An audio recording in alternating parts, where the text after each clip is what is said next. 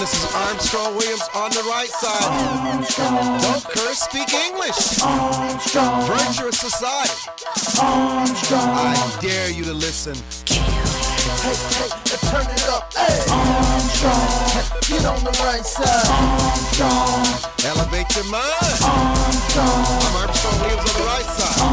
Yo, man, it's your boy K.O. And you're tuned into the most conservative of our brothers. The Armstrong Williams Show. Please give me a break. Grow up.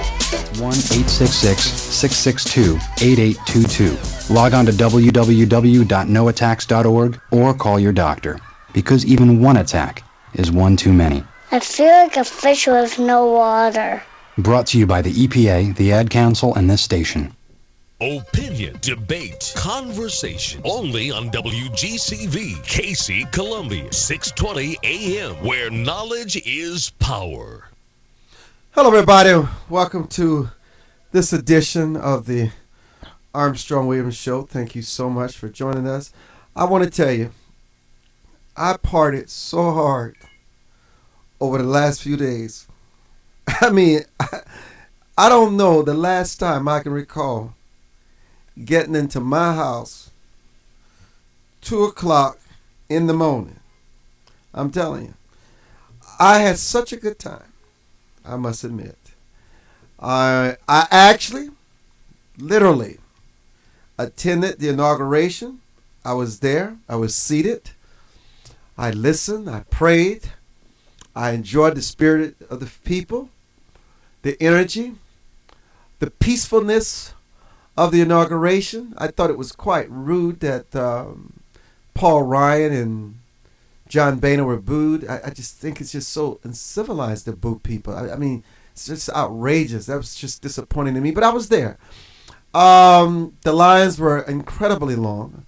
Obviously, if you were to have gone early, you minimize the chances of the long line, but it was really wonderful. I mean, just really, the police officers, the Secret Service. The only nightmare was the traffic. They had things so blocked off. I don't see how anybody showed up at the functions. If any of you listening that attended the South Carolina Ball at the History Museum on Sunday night, it was just a nightmare. Literally, when we came out of the South Carolina Ball, I literally had to walk home. I had to walk home. Everything was so blocked off. Nothing was coming in and nothing was going out. You just could not get a cab. Marlo, are you on the line? Hey there, Armstrong. How are you today? I looked for you. I partied so hard I assumed I would see everybody. I looked for you the last few days, brother. Armstrong, I had a function to attend at one of the banks there that was put on by the CEO of the bank, and I actually had aircraft trouble and could not fly in. No. Yes. Because I knew you were coming. Yes. I said, where's my brother? I want to loosen him up. Milo, I want to tell you, it was embarrassing the way I partied. I want to tell you. Listen, the Democrats were not. Now, I was not necessarily celebrating what they were celebrating. I actually thought his speech was so far to the left, I was stunned. Yeah, I think we have a new president. It seems to me, I thought, if you close your eyes, it sounded like a Republican was speaking. Oh, really? He was talking about moderation. He was talking about accountability. He was talking about definitive action. That doesn't sound like, the usual rhetoric we hear from him. Well, he was mild, and there was Mega Merle Evers and the poet and Kelly Clarkson and Beyonce. They love Beyonce. She did a good job with the national anthem. I must give her that. I was thoroughly impressed with that. What did you take away from his speech? Well, I think the speech evidenced a recognition that there is going to have to be moderation and there's going to have to be bipartisan cooperation. I think he made that very clear. And I think now that he knows he's on his last term, I think maybe he's thinking it's time to address real issues and make some hard decisions about getting things done, and spend less time trying to appease everybody. So I saw what I thought were the leading indicators for that level of thinking, and I just hope I'm right. I noticed that Chief Justice Roberts decided to follow a script this go round. Hmm. You remember how he murdered the swearing in 4 years ago? Yes. We can learn, can't we? Yes, I think we all can. I think we all can. And it goes to show that. I was disappointed by the booing as I heard you were. I couldn't believe it. I couldn't believe it. It's funny. Regardless of our political differences, Democrat, Republican, Tea Party, liberal, whatever title you want to put on the group that you affiliate or align yourself with, the bottom line is that first and foremost we're all Americans. And the reality of it is what this country needs more now than ever before in history is a homogenization of our commitment to correcting the challenges that face us. And I hope that we can do it now. Help me understand this. Maybe the audience can call in at 1-866-620-6620, 803-733-5620. You know what? I have never booed anyone, even when I've been at concerts and I thought people were distasteful. I've never booed. It doesn't even come to my spirit. Why do people boo? Why? You won. Well, you know something, Armstrong? When I was a kid, my father always used to say that the one thing that's great about the human species is that every possible level is represented in somebody. And you need the bottom of the pool to identify where the top is. So they play a role as well. So I'm disappointed that people felt the need to boo, but I recognize that those people that have that need are there for the rest of us to identify a standard that we want to work above. But it's uncivil, Milo. Yeah, so that's life. It is uncivil. So Milo, where do you think we are in terms? Do you think the housing market is continuously gaining steam? Well, it's interesting. Yes. The answer to your question in short form is yes. The housing market is beginning to see a recovery, albeit slow. It is a measurable recovery nonetheless. However, having said that, when you start talking about recovery in tenths of a percent rates of growth, the duration of time necessary to get back to the 2007 or 2006 levels is a long time away. Tell us how a person's wealth and assets have been severely impacted by the loss of value in their property being underwater, and they're in debt, just so in debt. Well, the greater majority of American wealth is attached to residential real estate, and either directly through the properties one owns or the asset values of secondary assets through mortgage-backed securities. So the greater majority of American wealth is directly or indirectly attached to real estate. And if real estate values are slow to recover, then personal wealth correspondingly is slow to recover. So can they ever get this asset back? Will it ever be the same?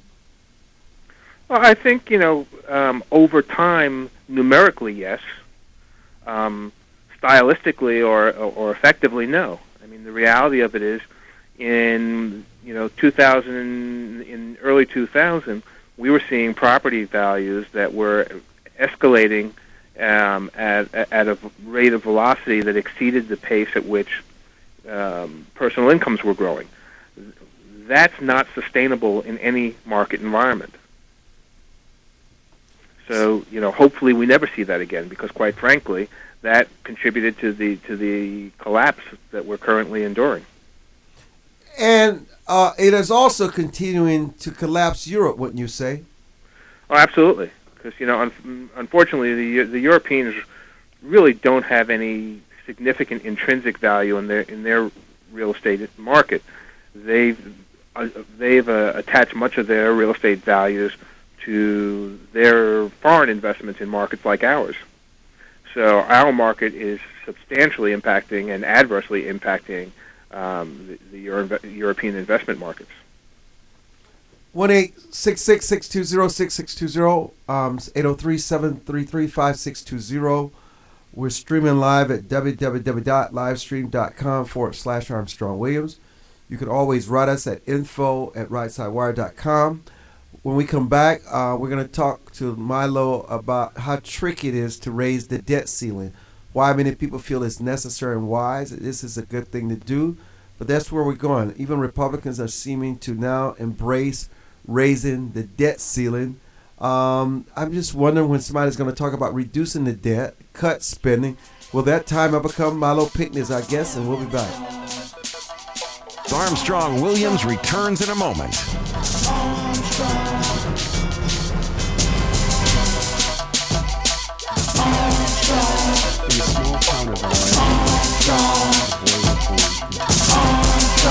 Attention, a very wealthy international benefactor now reveals money-making secrets used by the rich and powerful. Now you can learn how to make more money than you ever dreamed possible. Ancient secrets that have been used by members of secret societies for centuries are now being revealed. Now this money-making secret is being made available to the public. Receive the CD, Money Making Secrets Revealed, absolutely free. Learn how you can make money, achieve your dreams, eliminate debt, and develop super wealth. This is a once-in-a-lifetime opportunity and is available only for a limited time. Call and get Money Making Secrets Revealed absolutely free. Dial 1-800-839-4522. That's 1-800-839-4522. 1-800-839-4522. Remember, 1-800-839-4522. That's 1-800-839-4522.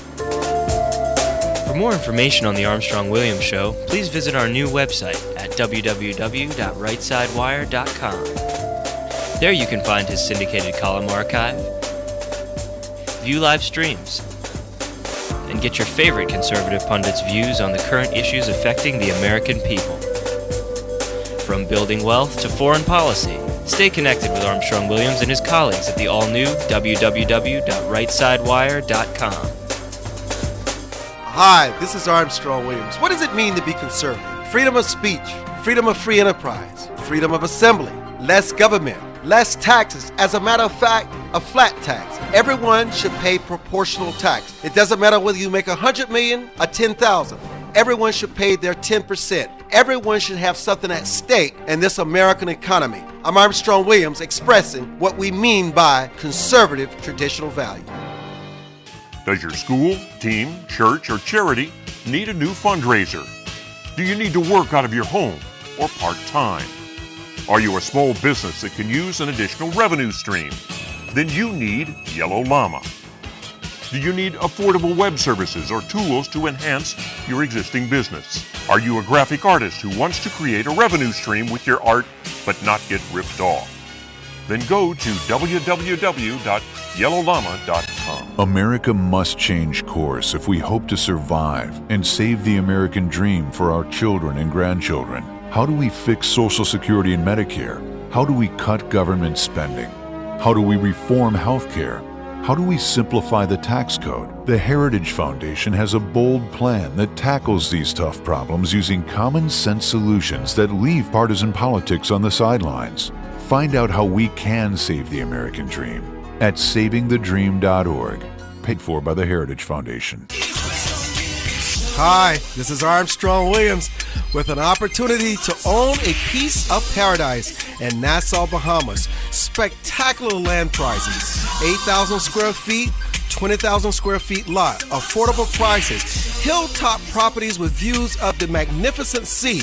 Just call 242-677-3120 or 3121 or go to info@rightsidewire.com and leave your information. Where heads of state, sports, entertainment, and political celebrities meet.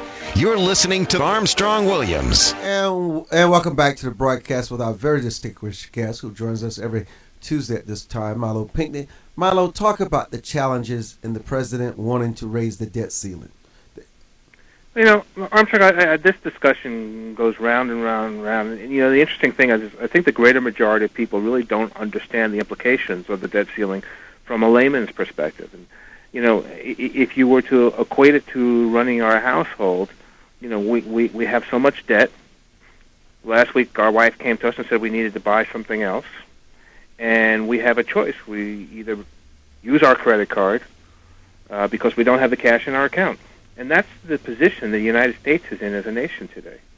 We have exhausted the cash that we have in our checking account, and for us to pay for the things that our Congress has already spent, we have to borrow more money to pay for it.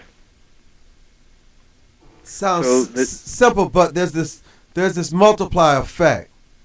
Well, the multiplier effect is derived from all the ancillary costs attached to that borrowing, the interest, the elevated price that we're paying for what we're purchasing since we're paying for it with credit, and the inability to generate the revenue necessary to pay the bill when the bill comes due. Because the only way a government of our nature, the U.S. government, pays its bills is derived through its tax revenue. So the only way to pay this elevated debt service is to escalate taxable revenue. So the cost begins to compound on itself.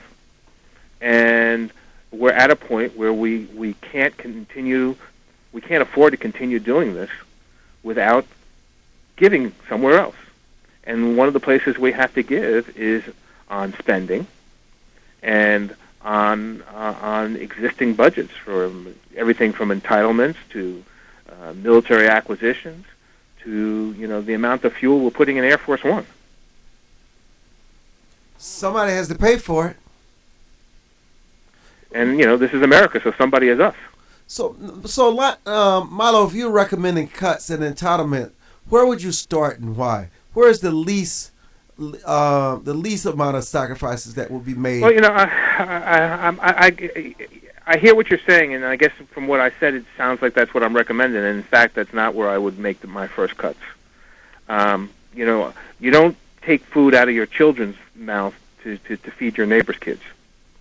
So I think the first area where I would reduce spending is on international spending. And I would look. There has not been a threat to Japan for years, yet we continue to fund 100% of Japan's defense budget.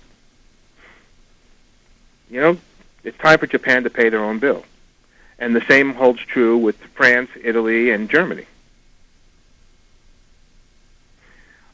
So I would start, with spending cuts on international defense spending. How far would you go with the Pentagon cuts, Milo? I'm sorry? How far would you go with the Pentagon? Well, I think it's twofold. I think it's I would cut any expansion of existing spending. So I think my first initiative would be to freeze current spending at the current levels, and then I would go on a full commitment to mandate that for any additional support that our allies, as they euphemistically are called, ante up their share of the bill. That would be my first start. And then I would shift gears to the Middle East, and I would do the same thing with Jordan, Saudi Arabia, and the like. And at the risk of upsetting a whole myriad of people, I would demand that Israel actually pay its fair share for the support and protection we provide it. If we're going to be the world's security guard, it's time that the bill gets paid. But where does by the benefactor? Well, where does China and Russia factor into this equation? Well, I don't see Russia as a real threat, and I think any military strategist would say Russia wasn't a threat in retrospect. Russia wasn't a threat during the Cold War, and they're truly not a threat now. And our recent historical tests during Iraq and Afghanistan of their defense technology, because that's principally what we were fighting against, was Russian defense technology in both those theaters of action. Their technology can't stand up to, their best can't stand up to our worst. So I don't see them as a threat. China is the biggest threat facing the United States today, second only by North Korea. And I think a Chinese policy, just like we fought a economic Cold War with Germany after the war. I think we can implement the same with China by simply tying down the gaping loopholes that enable and continue to support the trade deficit that exists between the U.S. and China. What about the interest that's used to finance the debt, Milo? Well, the Chinese interest is a debt owed. I mean, it's really that simple. But even here in America, we renegotiate contracts, and maybe we go to China and say, look, you know what, we can accelerate our payment by correcting the trade imbalance. But in order to do that, you need to understand it. I'm sorry? In order to do that, you need to really understand it. I'm not. Yeah, and I think we have a pretty good understanding that with a 27% trade imbalance deficit in favor of the Chinese, that if we just brought that current, the increased cost of doing business in America to the Chinese would offset much of our debt to them. We could turn that situation around pretty quickly. And quite frankly, we don't need congressional support or political action on the part of our leadership to accomplish that. That can start grassroots just in America by the American consumer saying, you know what, I'm not buying any more Chinese stuff. That's all they have to do. It seems too simple for them, Milo. Well, it is what it is. I didn't create the model. I just did the math. Milo, could you ever make an argument for us to return temporarily to the gold standard? You don't think that's wise? Well, returning to the gold standard has its pros and cons. Currently the U.S. sits on one of the largest gold deposits on the planet. Having said that, it's the only one that's been found thus far. That's not to say that others don't exist. And we don't know what gold has been accumulated or hoarded by other nations because, quite frankly, we're the only one that reports what we have. So going to the gold standard could actually destabilize our currency, not based upon what we know, but more importantly, based upon what we don't know. But that is what usually kills you.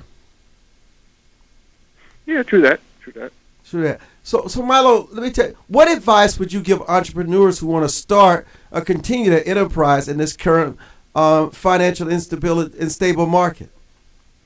Well, I would focus on staples, products that people need in their daily lives, seconded only by wants, because Americans spend more on the things they want frequently than they really should. But I would focus on staple products.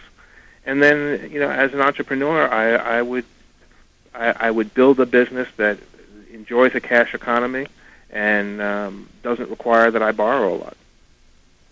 Now, that's obviously easier said than done, but it's doable. What has been your history of financing or borrowing to run your businesses? Well, I think I am probably the largest walking contradiction there is, because I always counsel people on using responsibly using debt, and then I don't carry my own advice. My business exists with zero debt, and it is completely funded by my wife and I. And when I can't fund growth, I through earnings, I delay growth. How important it is to live below your means instead of spending because you think you have it because it's going to last? How important is it being frugal? I think it's critical. I mean, frankly, I've survived this current economy because, quite frankly, I was able to take a period where I almost had 3 years with no income, and after selling my old businesses. And because I've had those types of reserves, and I've always maintained a very high reserve ratio, I've been able to always weather the fluctuations in our economic security. You're listening to Milo Pinckney with Yellow Llama. We're talking about the economy. Milo, how do you think the uncertainty has gone now for small business owners and large corporations in the economy? No, on the contrary. I think the uncertainty is we're heading into a whole new round of it. I mean, the reality of it is most small business people are deathly afraid of what they don't know is going to happen with these recent changes. How badly they're going to be impacted by the tax law changes, how badly they're going to be impacted by Obamacare, how badly they're going to be impacted in the slow economic growth that we're realizing. So I think uncertainty remains at an all-time high. And frankly, I think if you just look at the increase in specific product purchases, do you realize we had a banner year for gun acquisition in America? I believe it. Gun sales have gone through the roof. Hold that point on gun sales. Milo Pinckney, Yellow Llama, I'm Armstrong Williams. We'll be back as we stream live. Armstrong Williams returns in a moment.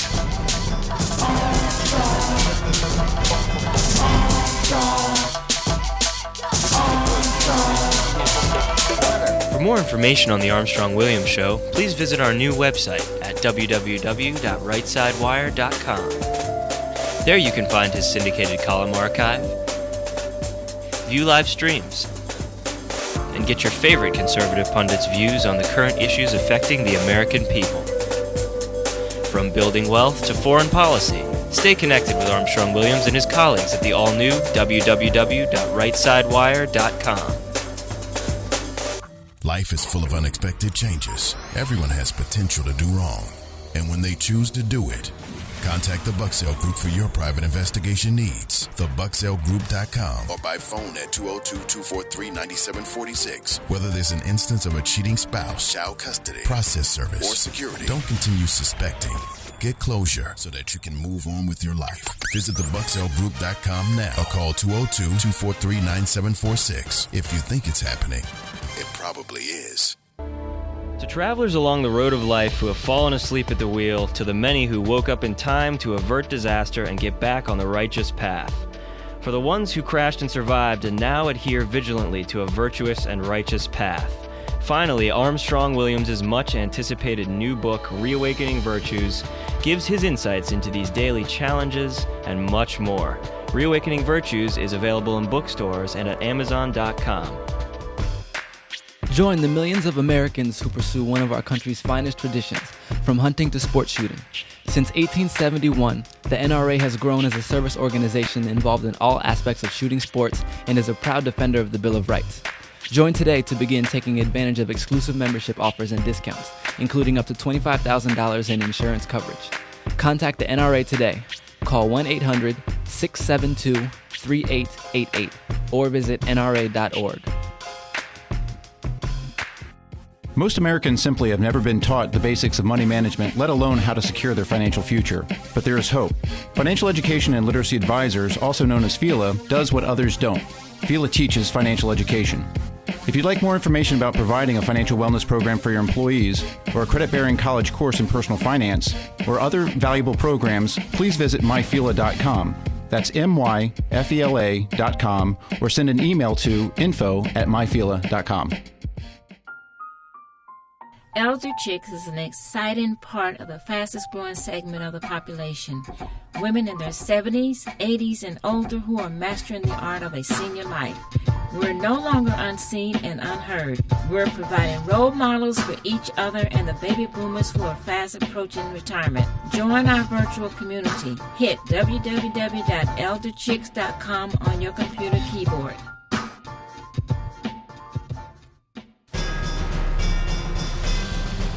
Where heads of state, sports, entertainment, and political celebrities meet. You're listening to Armstrong Williams.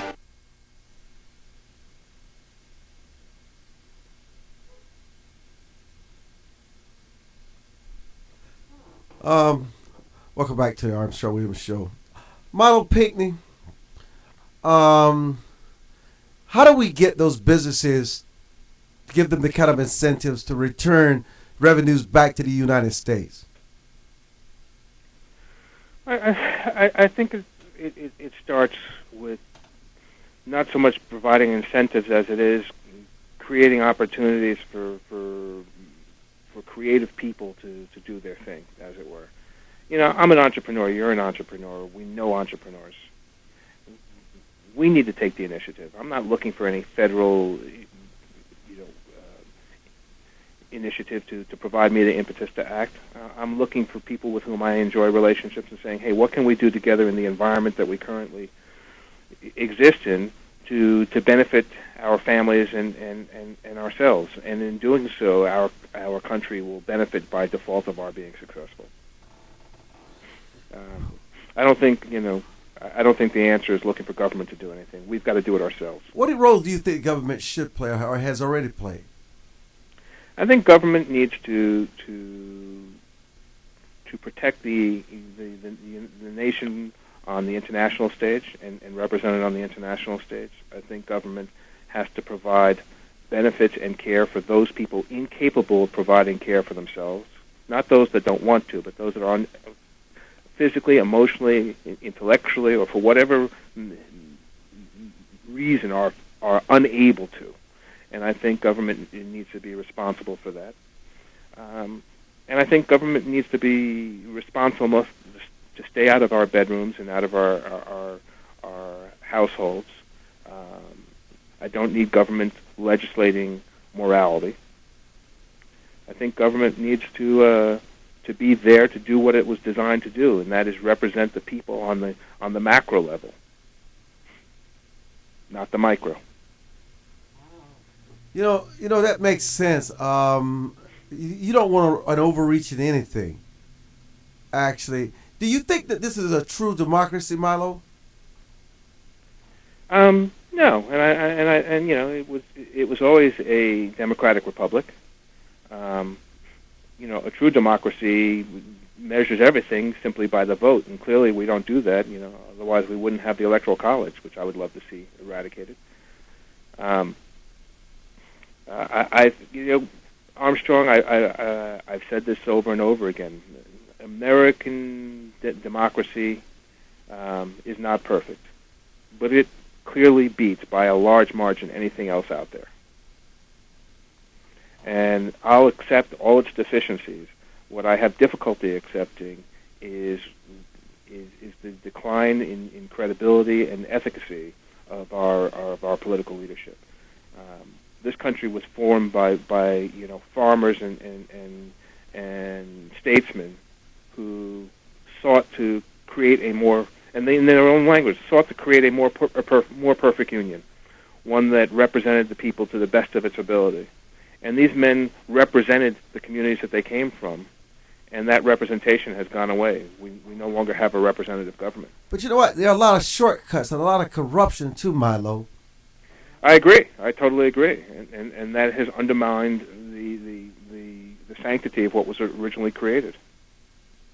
I mean, I sat there and watched the film coverage of the inauguration, and you saw every political that you could think of, and most of them were sitting there not thinking about their role in an event that will be defining the next short-term history. Most of them were sitting there thinking about what strategy they were going to deploy to get reelected.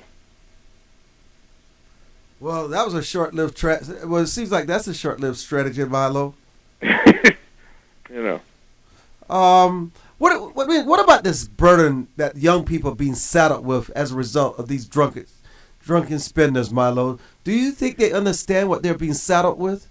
No, unfortunately, they're not. It's funny. I think this is one of the most apathetic youth generations in modern history.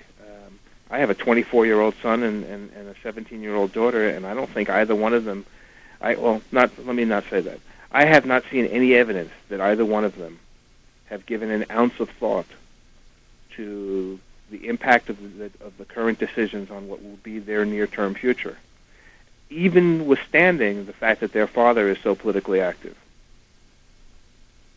This generation just doesn't care. It's not their focal point.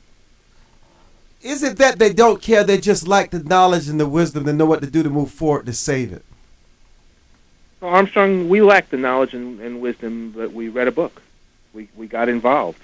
You know, our schools were involved. I asked my daughter whether or not her school is talking to the students about the debt ceiling, about any of the political issues that are the current hot subjects in our media. And she's like, nah, they don't bring it up. Well, how is that education? But you went into a European school. The European student is well versed in what's going on in their political arena. What's the difference? Nationalism, direct investment in the nature, in the nation that you live in.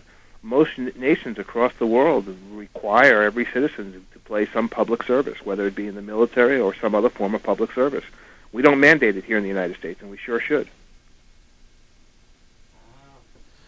Both my kids have been engaged in community service because of initiatives of their parents, not because it's a federal mandate. And what is it that community service does for the individual, especially for you? Well, I think it vests you in the community. It helps you to get a clear understanding of the role that you play, both directly and implied, and it forces you to make a personal investment. When you're the one picking up the garbage on the side of the street, you're sensitive about throwing garbage out the window of the car, as opposed to waiting until you get to a garbage can. When you're the one, cleaning up the graffiti, you're sensitive about, making sure kids aren't buying spray cans and graffitiing buildings. So, when you're the one out defending the freedoms that the rest of us enjoy, then you have a personal interest when you see actions that may infringe upon your freedom. And you don't want to concede too much to anyone. No. I mean, one of the reasons I have a partner in one of my business interests who's Israeli, and I tease him. He's one of my dearest friends, and I tease him all the time because Moshe, you can walk the line, you can walk up to the line, you can even walk on the line. Just don't cross it. And that is a stereotypical analysis of the Israeli culture. A very clear line, and the reason he has that very clear line was when he, got out of school, he had to do 2 years in the Israeli military. So you think military is definitely a possible answer. What are the pros and cons? Well, I think military is one possible answer. I think Peace Corps or domestic service at the state level, working in state government, so that so that we can understand how the systems work. I don't care if you're cleaning the side of the street, but I think every American, upon reaching age of majority, should contribute at minimum a year, if not 2, of their life to the betterment of this nation. Well, I would and in doing so, I think they'll have an elevated investment in it. When mom and dad gave you a bicycle, you threw it down on the street. You laid it on the side. You left it out in the rain. When you bought your own, you put it in the garage and dried it off before you went to bed. You know what? In the last segment of what I want to wrap this with, as I was listening to you, when I was coming along in high school and college, our teachers taught us how to think, how to rationalize, how to decide, how to figure things out. Now, in these classrooms, in these universities, at these Ivy League schools, these kids are being told how to think. They're not being taught how to think. Yeah. And worse than that, Armstrong, they're being taught to think a given way. They're being told what to think. They're not being taught how to think. They're being told what to think. And that's, quite frankly, that concerns me on a multiple of levels because, and this is, not to be volatile, but, during World War II, that's what Hitler did with the Hitler Youth. He conditioned them to think a certain way. And I'm not suggesting that our current government is brainwashing our children, but we're teaching our children to acquiesce to what they're told and not to challenge or think the last generation that actually thought about what they were being told was in the 70s. Wow. Taisha and others, we see you on the line. I know we're coming up on a break. Let me see if I can slip you in. Yes, Taisha just stay there and others. We're going to come back to you with Milo Pinkney. I'm Armstrong Williams. We're streaming live, www.livestream.com/Armstrong Williams. We'll be back with our caller. Armstrong Williams returns in a moment.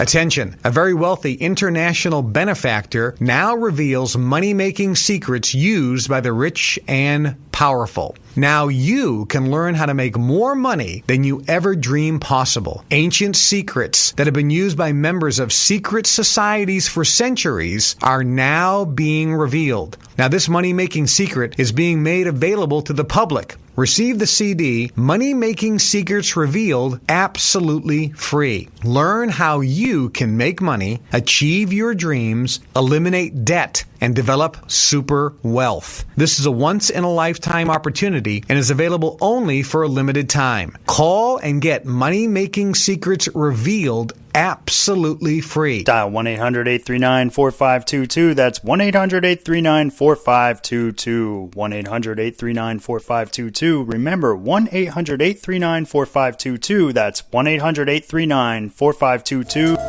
For more information on The Armstrong Williams Show, please visit our new website at www.rightsidewire.com. There you can find his syndicated column archive, view live streams, and get your favorite conservative pundits' views on the current issues affecting the American people.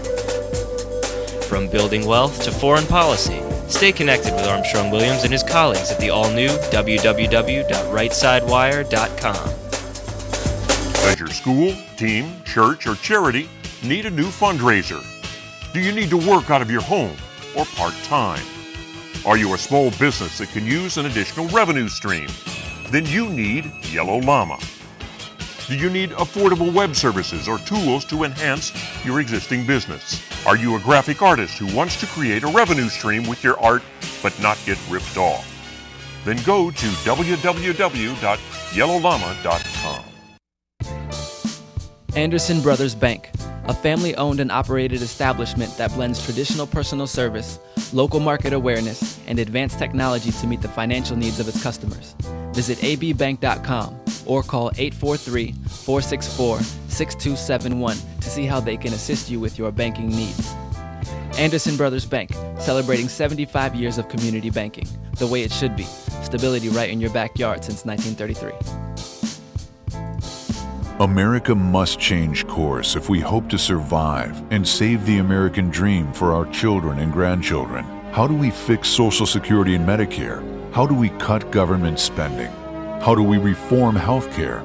How do we simplify the tax code? The Heritage Foundation has a bold plan that tackles these tough problems using common sense solutions that leave partisan politics on the sidelines. Find out how we can save the American dream at savingthedream.org, paid for by the Heritage Foundation. Join the millions of Americans who pursue one of our country's finest traditions, from hunting to sports shooting. Since 1871, the NRA has grown as a service organization involved in all aspects of shooting sports and is a proud defender of the Bill of Rights. Join today to begin taking advantage of exclusive membership offers and discounts, including up to $25,000 in insurance coverage. Contact the NRA today. Call 1-800-672-3888 or visit nra.org. Where heads of state, sports, entertainment, and political celebrities meet. You're listening to Armstrong Williams. And welcome back to the Armstrong Williams Show with our guest Milo Pinkney. Taisha, thank you for your patience. You're on with Milo. Happy 2013.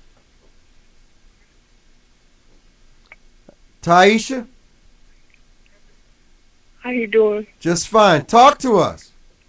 I just have a comment and a question. Yes, can you hear me? Yes, Milo can hear you. Yes, go ahead. Yes, I agree with you. What your friend said about this not being a perfect democracy, but a little bit better than any other country. But I am curious about something like, I wish I would have been taught at a younger age the Constitution in and out, like all the amendments and what it means and everything else. And I'd like to know why they don't just try to teach children today from like first grade all the way up to 12th, even in college, the Constitution and every single amendment and what it means. And I'd like to know, do people up there in Congress, even our state house, do they know anything about the amendments? And if so, why are they like doing things that's not in the Constitution? And why are they changing certain things that's not in the Constitution? Thank you. So, Aisha, the answer to your question is twofold.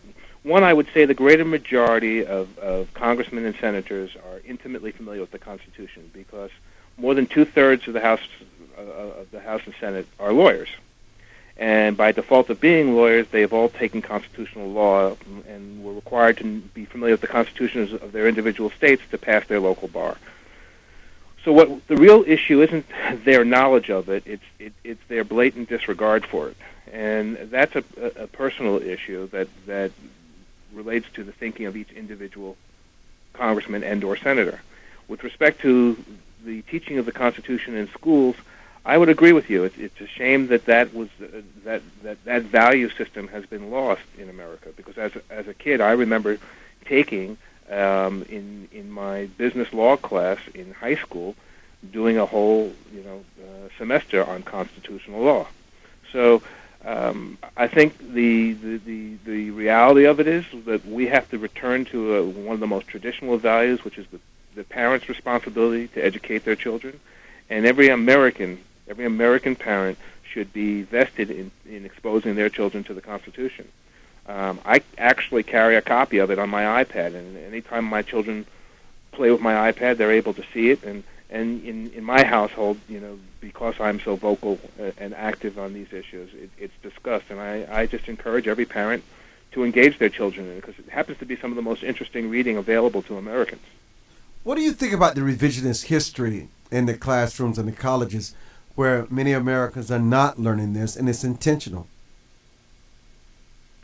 Well, I think that's a problem, but recognizing it for what it is, the history is always written by the victor, and because we've become so vested in being politically correct, we stay away from controversial subjects of discussion in fear of offending somebody's sensibilities. That foolishness, I hope, will stop. I don't see any evidence that it's going to anytime soon, though.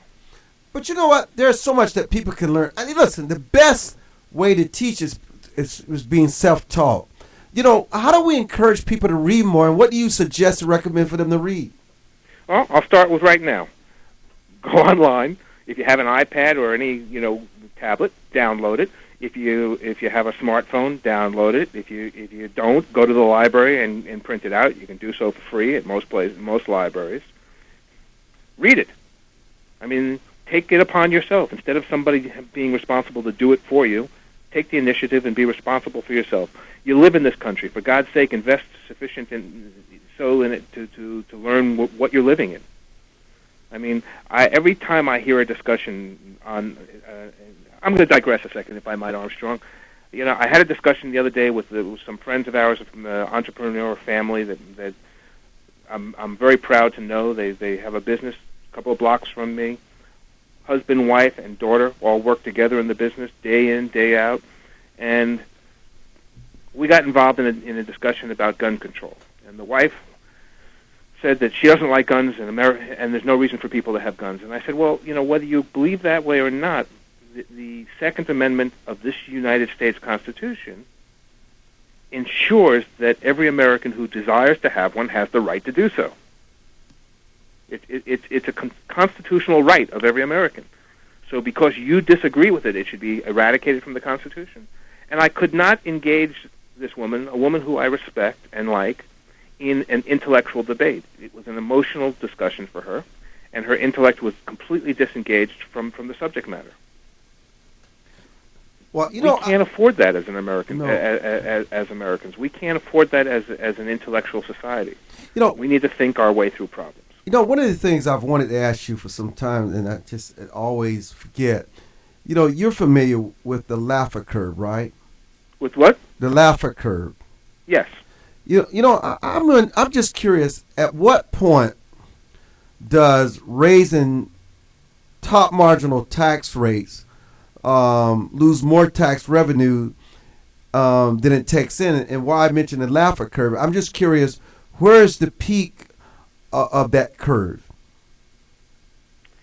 Well, I know what the mathematical peak is, but one of the reasons it hasn't been readily accepted is because the mathematical peak and the practical peak have never aligned themselves. The peak occurs at the intersection between gross domestic product and federally collected taxes, but they've never met at a predictable point, and that's because all those calculations are predicated upon a bunch of static numbers that are uniform in their interaction and flow. And the reality of it is it never occurs that way. We have, various laws that provide carve-outs and loopholes that enable people to navigate out of the tax liability. We isolate and insulate dollars of production from this area and that area so as not to be subject to taxation or subject to diminished taxation with mitigating factors. So any of these calculations, the only one of them that I believe holds any consistent performance is the Hauser law, which we've discussed in the past, which in a nutshell simply says that regardless of what you do with tax rates as it applies to given tax earners, collected tax is going to be somewhere between 19 and 22% of gross domestic product. When will we see the real price that we've paid for manipulating the interest rates, and what is that people should do if they can with their homes while these interest rates are at historical lows? Well, you know something, Armstrong? I'm a reasonably bright guy, and I don't have an answer to that one. We are dealing with a situation where every metric, as it relates to the housing market, is fundamentally artificial. Interest rates are artificially low. We have a 0% interest rate to borrowing banks. That's not sustainable in any economy. But it's artificial, and because we're doing it when the dollars are completely loaned out, the Fed has no choice but to print more money, which devalues every dollar that's already in circulation.